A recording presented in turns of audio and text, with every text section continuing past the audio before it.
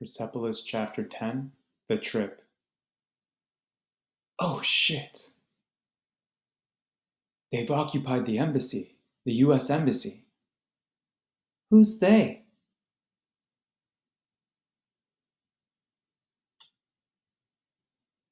Who do you think? The fundamentalist students have taken the Americans hostage. Really? They call it a nest of spies. Ha ha! You'd think it was a James Bond movie.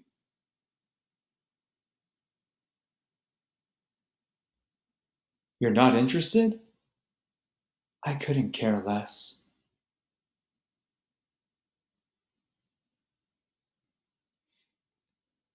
Anyway, the Amer- Anyway, the Americans are dummies. Maybe, but now no one can go to the United States. Why's that? Think about it. No embassy, no visa. So, my great dream went up in smoke. I wouldn't be able to go to the United States. Kaveh, they closed the US Embassy today. I won't be able to come and see you. The dream wasn't the USA. It was seeing my friend Kaveh, who had left to go live in the States a year earlier.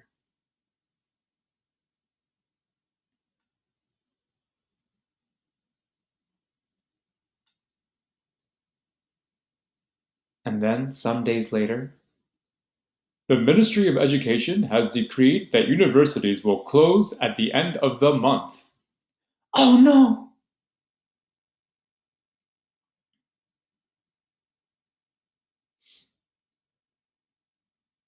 The educational system and what is written in school books at all levels are decadent.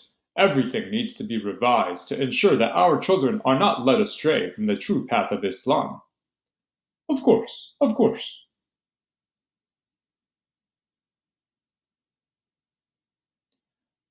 That's why we're closing all the universities for a while.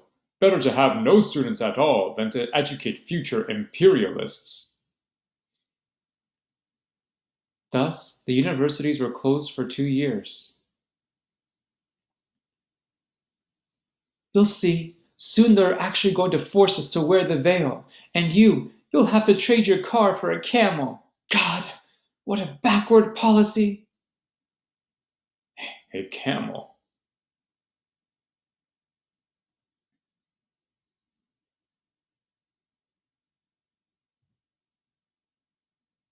No more university, and I wanted to study chemistry.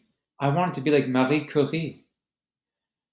I wanted to be an educated, liberated woman, and if the pursuit of knowledge meant getting cancer, so be it. It is I who discovered the newest radioactive element. And so another dream went up in smoke. Misery! At the age that Marie Curie first went to France to study, I'll probably have 10 children.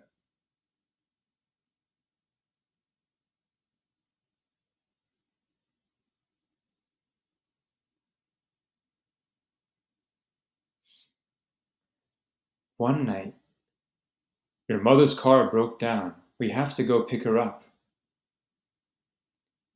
Evie! Mom!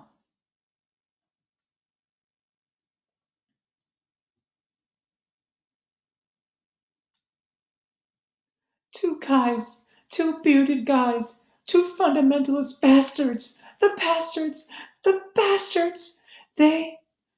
Calm down, darling. Calm down. What did they do? Mom! They insulted me. They said that women like me should be pushed up against a wall and fucked, and then thrown in the garbage. And that if I didn't, I want, and that if I didn't want that to happen, I should wear the veil. Forget about those morons. Let's go home.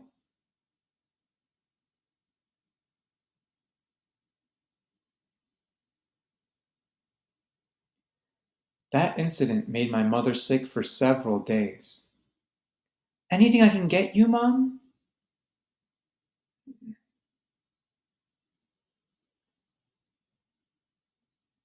And so, to protect women from all the potential rapists, they decreed that wearing the veil was obligatory. Women's hair emanates rays that excite men. That's why women should cover their hair, if in fact it is really more civilized to go without the veil, then animals are more civilized than we are. Incredible. They think all men are perverts. Of course, because they really are the perverts.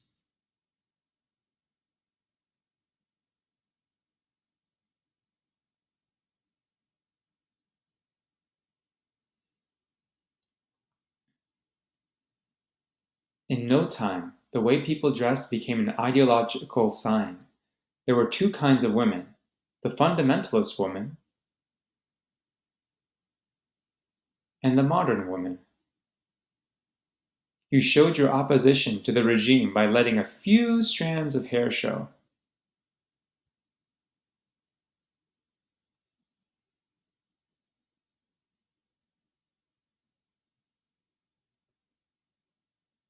There were also two sorts of men: the fundamentalist man, beard, shirt hanging out, and the progressive man, shaved, with or without mustache, shirt tucked in. Islam is more or less against shaving.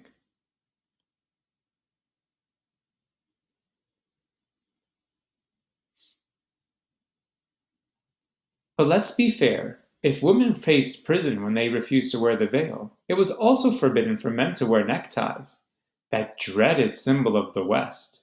And if women's hair got men excited, the same thing could be said of men's bare arms. And so, wearing short sleeved shirts was also forbidden. There was a kind of justice after all. It wasn't only the government that changed, ordinary people changed too. Look at her. Last year she was wearing a miniskirt, showing off her beefy thighs to the whole neighborhood. And now Madame is wearing a chador. It suits her better, I guess.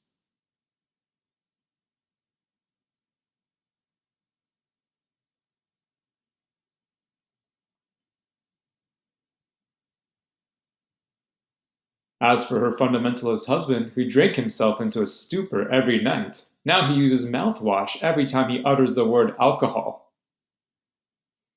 And their son says he prays every day. If anyone ever asks you what you do during the day, say you pray. You understand? Okay. At first, it was a little hard, but I learned to lie quickly. I pray 5 times a day. Me? 10 or 11 times, sometimes 12.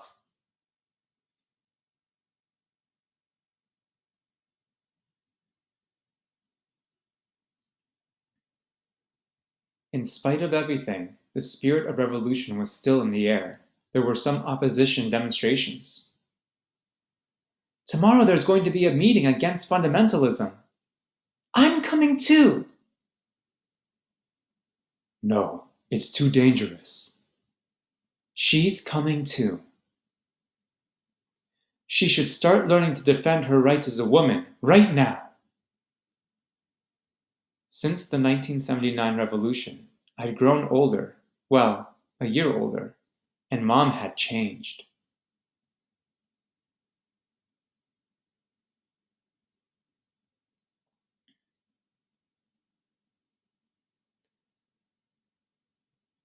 So I went with them. I passed out flyers. Guns may shoot and knives may carve, but we won't wear your silly scarves. When suddenly things got nasty. A scarf or a beating!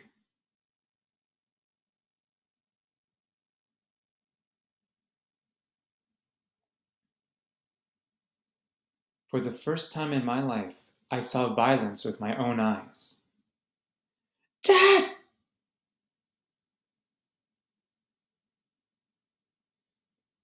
That was our last demonstration. Every man for himself!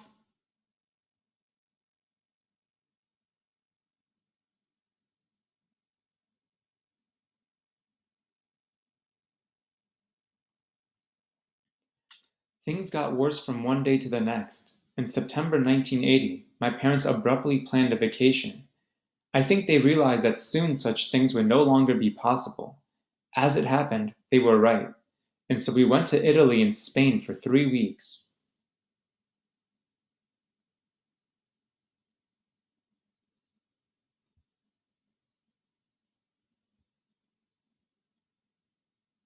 It was wonderful.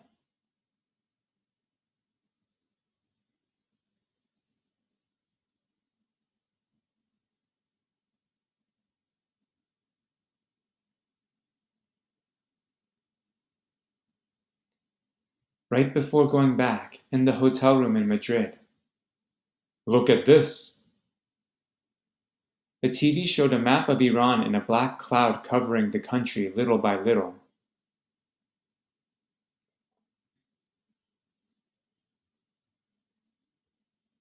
What in the world is this?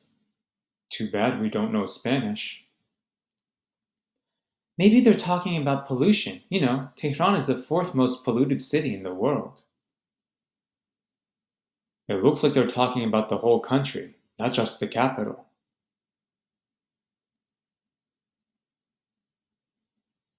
The next day, my grandmother came to pick us up at the airport. Grandma, I got you a black dress.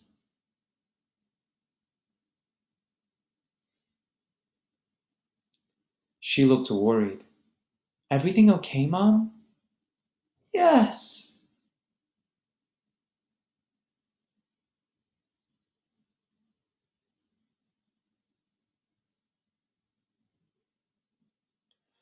Oh, I'm taking this thing off. It's too hot. It's good to be back. There's no place like home. True, but soon there will be no home. Why do you say that? Haven't you heard? Haven't heard what? We're at war. What?